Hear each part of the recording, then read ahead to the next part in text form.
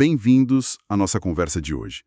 Olha, temos em mãos um material que promete chacoalhar umas ideias bem estabelecidas sobre o Brasil, viu? Com certeza. Sabe quando a gente olha para, sei lá, para desigualdade, para certos conflitos sociais e sente que as explicações de sempre, é a nossa cultura, é só corrupção no governo, parece que não dão conta do recado? Pois é.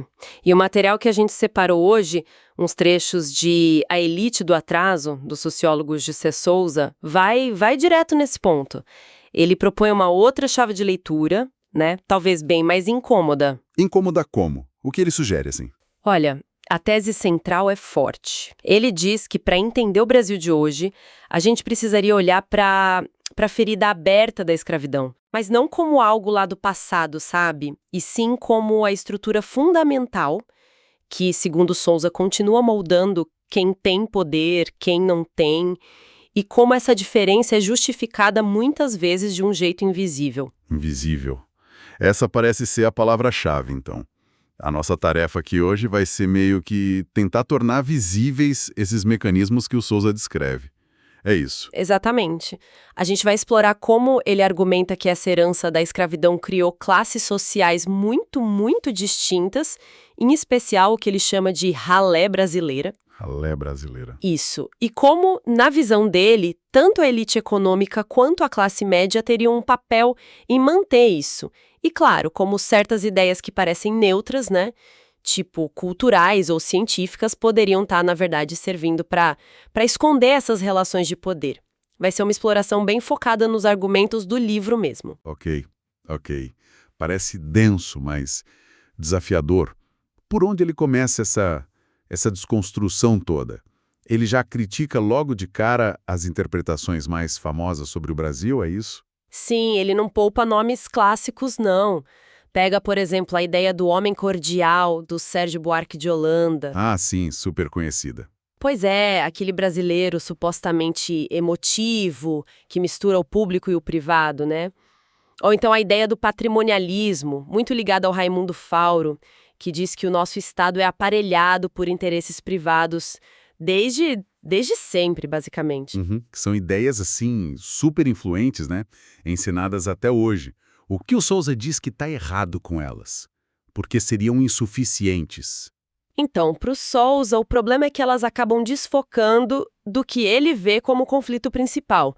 A luta de classes, a exploração econômica, social, sabe? Ao colocar a culpa numa cultura, o homem cordial, ou numa herança ibérica, o patrimonialismo, você cria, segundo ele, uma narrativa que muitas vezes coloca de um lado um Estado visto como corrupto por natureza e do outro um mercado que seria eficiente e moderno. E qual seria o problema dessa oposição Estado versus mercado, na visão dele? Ele argumenta que isso serve para mascarar quem realmente se beneficia dessa estrutura toda. Por exemplo, quando se foca demais na corrupção do político X ou Y, ligada a essa ideia de patrimonialismo, Sim. a gente desvia o olhar de outras formas de apropriação de riqueza, talvez até maiores, que acontecem via mercado financeiro, por exemplo. E aí se legitima a ideia de que qualquer coisa que o Estado faça para reduzir desigualdade é populismo ou é ineficiente. A Lava Jato, aliás, no livro, é analisado um pouco sob essa ótica. Ah, interessante. Ele vê como um discurso moralista de combate à corrupção estatal, que na prática, segundo ele, teria servido a interesses econômicos bem específicos e até criminalizado a própria política. Entendi a crítica a esse foco excessivo no Estado. Mas e a parte da cultura? Você mencionou o homem cordial. Souza também critica essa linha de pensamento, o culturalismo? Critica e critica duramente. Ele chega a usar um termo forte, ele chama essa abordagem de culturalismo racista. Uau! Culturalismo racista. A ideia é que depois que aquele racismo científico clássico, sabe, baseado na biologia, na cor da pele, perdeu força, a cultura virou meio que a nova forma de hierarquizar os povos e justificar as desigualdades. Mas como isso funcionaria na prática? Pode dar um exemplo para a gente entender melhor? Pensa na teoria da modernização, que foi popular ali no pós-guerra. Ela dizia, basicamente, que alguns países eram subdesenvolvidos porque as culturas deles não eram adequadas para o capitalismo moderno. Ah, sim, lembro disso. Faltava individualismo, ética do trabalho, essas coisas. Exato. Em contraste com a cultura protestante anglo-saxã, que era vista como o modelo. Para Souza, isso é só uma roupagem nova para o velho racismo, entende? Em vez de dizer que um povo é inferior pela biologia, você diz que é pela cultura. Mas o resultado é o mesmo: legitimar a dominação, a desigualdade, tratar uns como cidadãos de primeira classe e outros de segunda. E como Sérgio Buarque de Holanda, que é uma figura tão respeitada, entra nessa crítica específica do Souza? O Souza interpreta ele como alguém que, ao descrever o homem cordial com aqueles traços todos, emotividade, personalismo, teria, sem querer, talvez, reforçado uma visão negativa, quase uma autoimagem de inferioridade do brasileiro. Tipo um complexo de vira-lata intelectualizado? Isso, tipo isso. Ele até contrasta o Buarque com o Gilberto Freire. Apesar do Freire também ser culturalista, na leitura do Souza, ele pelo menos tentou encontrar alguns valores positivos na mestiçagem brasileira. Mesmo que a visão do Freire seja hoje bem problemática, né? Por romantizar relações de poder e tal. Exatamente, mesmo com todos os problemas. Mas o ponto do Souza é que o Buarque teria pesado mais na tecla da nossa suposta inferioridade cultural. Faz sentido. E essa ideia de que a nossa cultura explica os nossos problemas acaba sendo muito difundida, né? A gente ouve isso o tempo todo, tipo o famoso jeitinho brasileiro. Exato. O Souza argumenta que essas ideias, que ele chama de paradigmas, são marteladas desde a escola, pela mídia, e aí viram senso comum. O jeitinho, que foi popularizado pelo Roberto da Mata, que aliás foi aluno do Buarque. Ah, é? Não sabia. Sim, é um exemplo perfeito para ele. Parece uma explicação cultural inofensiva, né? Ah, o brasileiro dá um jeitinho. Mas o Souza pergunta: quem é que realmente consegue usar o jeitinho a seu favor? Boa pergunta. Geralmente quem já tem algum capital, né? Alguma rede de contatos, algum poder. Ou seja, a ideia de jeitinho para ele esconderia a desigualdade de partida. É fácil dar um jeitinho quando você conhece as pessoas certas. Ok, entendi. Então, se não é a cultura ibérica, nem o patrimonialismo estatal a causa raiz, segundo Souza, onde que ele encontra a explicação principal para a estrutura social brasileira, para a nossa desigualdade? Na escravidão. Simples e direto assim. Direto mesmo. Para ele, a escravidão não é só uma mancha lá no passado. É a fundação, a matriz que organizou a sociedade brasileira. E as estruturas de desigualdade, de desumanização, de exploração que ela criou, elas não sumiram com a abolição, de jeito nenhum. Elas continuam operando, só que de formas mais sutis, mais internalizadas talvez. É aí que entra aquela figura da ralé brasileira que você mencionou. Precisamente. O Souza, ele dialoga muito com trabalhos como os do Florestan Fernandes, por exemplo, para analisar a abolição de 1888. E o que essa análise mostra? Que foi uma libertação só no papel. Os ex-escravos foram soltos sem terra, sem educação, sem reparação, sem apoio nenhum. Zero. Foram jogados numa sociedade que já era competitiva, para a qual eles não tinham sido preparados, e onde já largavam numa desvantagem assim, imensa. Nossa. E quem se beneficiou disso, então, na visão dele? Paradoxalmente, os antigos senhores, olha que loucura, eles se livraram da obrigação de sustentar os escravos, né? E puderam contratar imigrantes europeus, que eram vistos como mais civilizados, mais aptos para o trabalho assalariado que estava surgindo. E os negros libertos? Ficaram à margem, em sua maioria, formando essa massa enorme de despossuídos que o Souza chama de ralé, uma classe sem as condições mínimas materiais, sociais e até psicológicas para competir e para conseguir ascender socialmente. E essa condição de ralé, ela seria transmitida de geração para geração. Seria isso. Essa é a tese central dele. Ele até menciona que a mulher negra teve um destino um pouquinho diferente, porque havia um nicho para ela nos serviços domésticos, sabe? Que era menos disputado pelos imigrantes homens. Entendi. E isso teria contribuído para aquela estrutura de famílias pobres muitas vezes centradas na figura da mãe, a matrifocalidade, porque o homem negro tinha ainda mais dificuldade de se inserir no mercado, de conseguir prover a família. Mas, no geral, a condição de exclusão, de falta de recurso básico, ela se perpetuou sim. Você mencionou Gilberto Freire antes, de forma mais crítica. Mas o Sousa também usa o Freire para entender essa herança da escravidão, não usa? Usa, sim. E é uma leitura bem interessante que ele faz. Ele pega as descrições do próprio Freire sobre a vida na casa grande, senzala, sabe? Aqueles detalhes todos, mas ele vira a interpretação do Freire de cabeça para baixo. Como assim? Onde o Freire via ou queria ver uma certa harmonia patriarcal, uma visão hoje super criticada, claro. Sim, bastante. O Sousa destaca o que ele chama, baseado nas próprias descrições do Freire, de sadomasoquismo estrutural. Sadomasoquismo estrutural. O que isso significa? É um termo pesado. É pesado. Significa que a relação básica ali entre senhor e escravo, mas também do senhor com a própria família, esposa, filhos, era marcada por uma violência, uma arbitrariedade assim, sem freios. O senhor tinha poder de vida e morte, um poder quase absoluto, e isso moldava a personalidade das pessoas. Moldava como? Não havia internalização de limites, sabe? Coisas como culpa, empatia pelo sofrimento do outro, coisas que foram se desenvolvendo no processo civilizatório europeu que o Norbert Elias descreveu.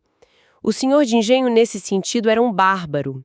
Ele não tinha esses controles internos, a vontade dele era a lei. Lembrei agora daquela cena famosa do livro Memórias Póstumas de Brás Cubas, do Machado de Assis, que o próprio Freire cita.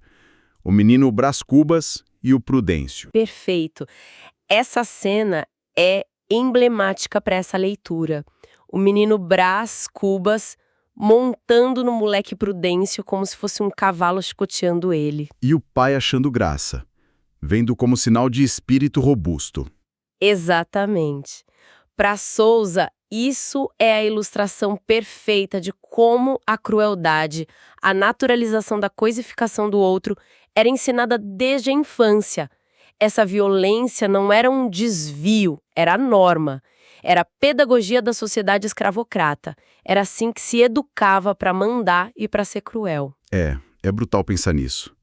Mas como essa estrutura, essa mentalidade, consegue sobreviver ao fim da escravidão formal e se reproduzir até hoje? O Sousa conecta isso à forma como a gente entende classe social, né? Indo além da simples questão da renda. Exato. Para ele, classe social não é só dinheiro no bolso, o capital econômico. É fundamental entender o peso do que ele chama de capital cultural. Capital cultural. O que entra aí? De planejar o futuro, a disciplina, são coisas que você não compra diretamente no mercado, mas que são aprendidas, internalizadas. E também o capital social, que são as redes de contato, o famoso QI, né? O quem indica. E a grande sacada dele seria que esses capitais mais invisíveis, o cultural e o social, são transmitidos principalmente pela família e desde muito, muito cedo. Seria isso? Precisamente. A família é a grande transmissora desses capitais. Pensa numa criança que nasce numa família de classe média, com pais com curso superior, que tem livros em casa, que incentivam a leitura, a disciplina, o planejamento, que tem contatos. Essa criança absorve tudo isso quase que pelo ar, sabe? De forma pré-reflexiva, desde o berço. É uma herança invisível, mas que é poderosíssima para a vida dela. E imaginou que na ralé a dinâmica seja completamente diferente. Oposta, talvez. Sim, oposta. O Sousa descreve um cenário onde muitas vezes os pais simplesmente não têm esse capital cultural para transmitir, porque não tiveram acesso a ele também. O foco da família é a sobrevivência do dia a dia. Não tem como estimular ou mesmo ter condições materiais para o estudo, para o planejamento de longo prazo. Os exemplos que a criança vê ao redor são de trabalhos manuais, precários. E a escola não consegue compensar isso. Muitas vezes, não. A própria escola pública, frequentemente de baixa qualidade, não dá conta de compensar essa falta imensa de capital cultural que vem de casa. Aí se cria um ciclo vicioso de reprodução da pobreza e da exclusão. Puxa vida. Isso coloca aquela ideia de meritocracia numa perspectiva bem diferente, né? Bem mais crítica. Se as condições de partida são tão brutalmente desiguais por causa dessa herança invisível, falar em mérito individual parece até cruel, talvez. É exatamente esse o ponto nevrálgico da crítica do Souza. A meritocracia, para ele, funciona como uma ideologia, uma ideia que justifica a desigualdade. Ela faz parecer que quem está por baixo é culpado pela própria situação. Ah, não se esforçou o suficiente. Quando, na verdade, essa pessoa nunca teve as ferramentas básicas para competir de igual para igual. E a ralé acaba sendo vista como... A ralé, desprovida desse capital cultural que é valorizado socialmente, acaba sendo reduzida à sua força física bruta. A tração muscular, como ele diz de uma forma bem forte. Tração muscular é quase como voltar à lógica da escravidão mesmo, onde o corpo era a principal mercadoria, a principal ferramenta. A analogia é essa mesmo, infelizmente. Pensa nos trabalhadores braçais, nos empregos mais precários, mais desvalorizados. Catadores de material reciclável, garis, que às vezes são chamados pejorativamente de cavalos nos caminhões de lixo, né?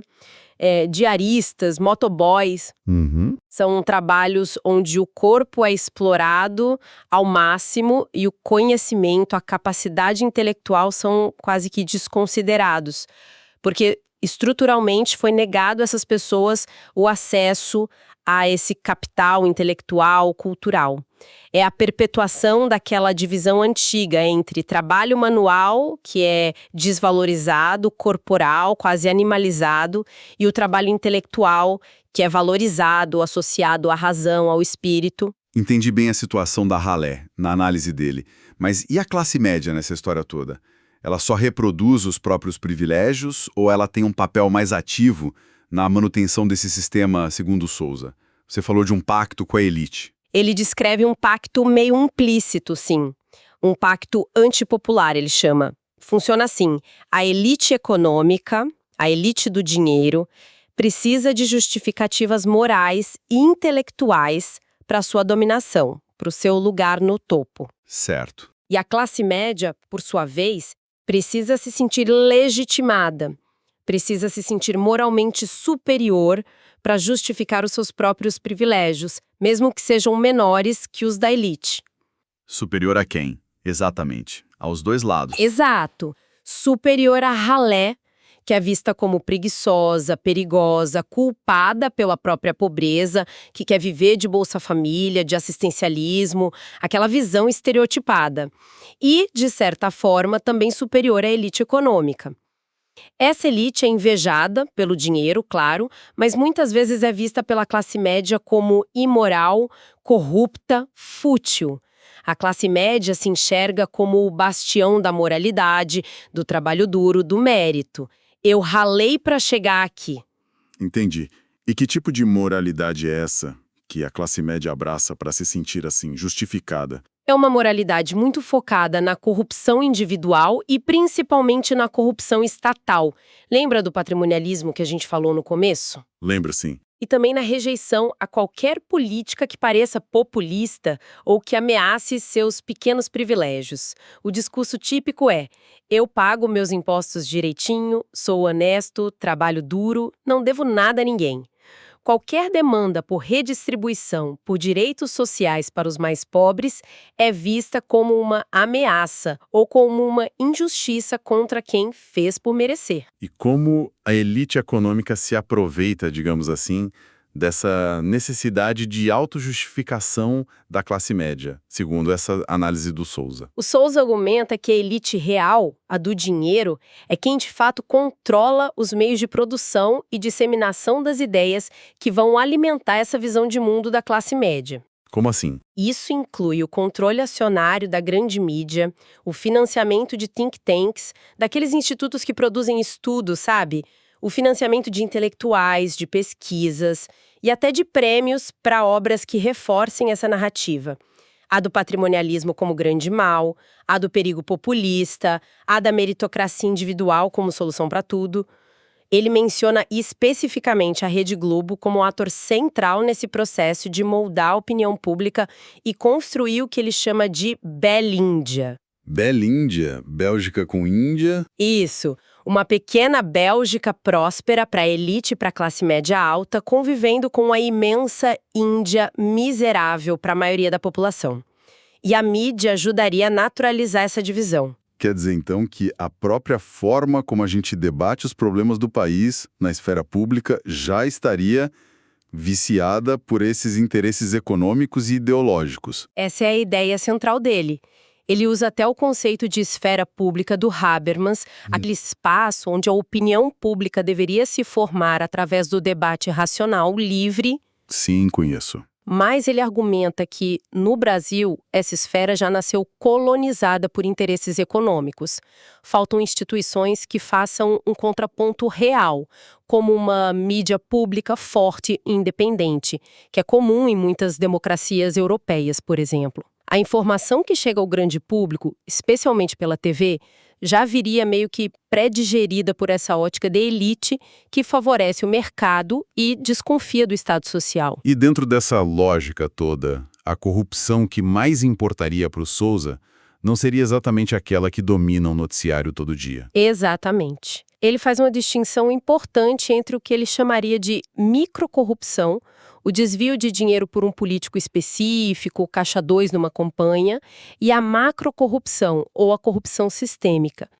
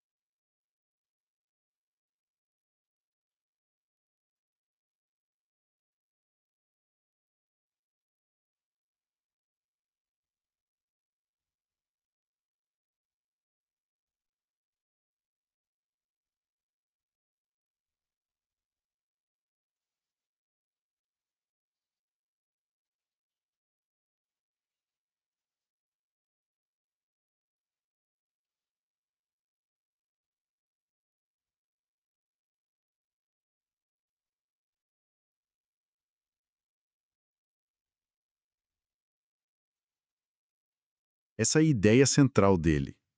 Ele usa até o conceito de esfera pública do Habermas, aquele espaço onde a opinião pública deveria se formar através do debate racional, livre. Sim, conheço. Mas ele argumenta que no Brasil, essa esfera já nasceu colonizada por interesses econômicos. Faltam instituições que façam um contraponto real, como uma mídia pública forte e independente, que é comum em muitas democracias europeias, por exemplo. A informação que chega ao grande público, especialmente pela TV, já viria meio que pré-digerida por essa ótica da elite, que favorece o mercado e desconfia do Estado social. E dentro dessa lógica toda, a corrupção que mais importaria para o Souza não seria exatamente aquela que domina o noticiário todo dia. Exatamente.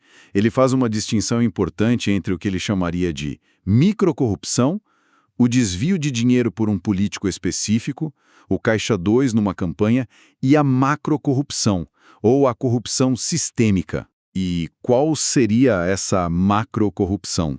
Para ele, a verdadeira sangria de recursos públicos, que beneficia a elite financeira de forma muito mais brutal e significativa, estaria em mecanismos como a política de juros altos e a gestão da dívida pública. Juros altos e dívida pública. Sim. Ele argumenta que esses mecanismos transferem trilhões do orçamento do Estado, dinheiro que poderia ir para a saúde, para a educação, para a infraestrutura, direto para o setor financeiro, Isso acontece de forma legal, dentro das regras do jogo, mas, na visão dele, é algo profundamente injusto e corrupto na sua essência, porque perpetua a desigualdade de uma forma massiva. Só que essa corrupção real, como ele talvez a chamasse, seria invisibilizada ou naturalizada no debate público, que fica focado só nos escândalos individuais. Uau. É realmente uma perspectiva que vira muita coisa de ponta cabeça no jeito que a gente costuma pensar o Brasil. Se a gente fosse tentar amarrar tudo isso agora, qual seria a mensagem principal que o GC Souza quer passar com Elite do Atraso? O que fica dessa análise toda? Olha, acho que a mensagem central é um chamado bem forte para a gente olhar além das aparências, sabe? Além das explicações fáceis que a gente ouve por aí. Para entender o Brasil de verdade, na visão do Souza, a gente precisa desenterrar as raízes que estão fincadas lá na escravidão e ver como elas ainda sustentam essa árvore imensa da desigualdade hoje. E como a gente faz isso? Prestando atenção em como as classes sociais se reproduzem. Não só pelo dinheiro, como a gente falou, mas por esses capitais culturais e sociais que são invisíveis, mas que criam e perpetuam a ralé de um lado e os privilégios do outro. E talvez o mais importante, perceber como as ideias que a gente consome todo dia sobre a nossa cultura, sobre a corrupção, sobre o que é mérito, podem ser, na verdade, ferramentas poderosíssimas usadas para manter tudo como está, beneficiando um grupo muito pequeno. No fundo, um convite a desconfiar daquilo que parece natural ou óbvio na nossa sociedade, né? A questionar o senso comum. Exatamente. Se a gente recapitular rapidinho os eixos da análise dele que a gente percorreu, primeiro, aquela demolição das interpretações que focam só na cultura, tipo homem cordial, ou só no Estado, tipo patrimonialismo, que ele vê como cortinas de fumaça. Certo. Segundo, a centralidade absoluta da herança da escravidão. É a matriz que define a estrutura social e cria a ralé. Terceiro, a importância crucial do capital cultural e da socialização na família para perpetuar essa divisão toda, o que desmonta a ideia de meritocracia ingênua. E o quarto ponto? E quarto, essa dinâmica complexa entre a elite do dinheiro e a classe média, que estariam unidas por um pacto implícito e tudo isso sustentado por ideias dominantes que são disseminadas pela mídia e por outros aparatos ideológicos. Fica muito claro que a grande provocação do Souza é sobre essa necessidade urgente de tornar esses mecanismos visíveis, né? De promover um aprendizado coletivo sobre como a desigualdade realmente funciona no Brasil, para além dos discursos prontos que a gente recebe. Ele parece até lamentar a ausência desses processos de tomada de consciência que seriam bloqueados por essas mesmas estruturas que ele descreve. Sem dúvida nenhuma. E isso nos leva, talvez, a uma última reflexão que talvez extrapole um pouco o livro em si, mas que nasce diretamente dele, né? Qual seria? Se essa naturalização da desigualdade, essa dificuldade imensa em enxergar as raízes históricas e os mecanismos atuais que a perpetuam é tão profunda como o GC Souza descreve, o que seria capaz de quebrar essa inércia? Que tipo de evento, sabe? Ou de crise ou de processo social poderia, de fato, disparar um aprendizado coletivo real? Um aprendizado capaz de desafiar de verdade essa herança escravocrata e abrir caminho para a gente conseguir construir um Brasil diferente, mais justo? Uma pergunta bem difícil que fica aí para a gente pensar depois dessa nossa conversa.